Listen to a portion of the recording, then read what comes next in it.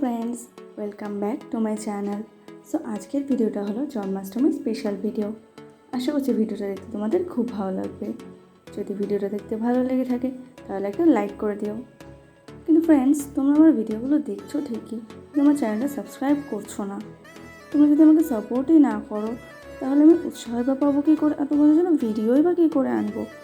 তো আমার চ্যানেলটাকে তোমরা অবশ্যই সাবস্ক্রাইব করে নিও এরকমই আরও নতুন নতুন ভিডিও পাওয়ার জন্য। আর আমাকে কমেন্ট করে জানো এই ভিডিওটা তোমাদের কেমন লাগলো। আর আমার চ্যানেলটা যারা আগে থেকে সাবস্ক্রাইব করে নিয়েছো তাদের অনেক ধন্যবাদ। তো চলো তোমরা এবার ভিডিওটা দেখতে থাকো।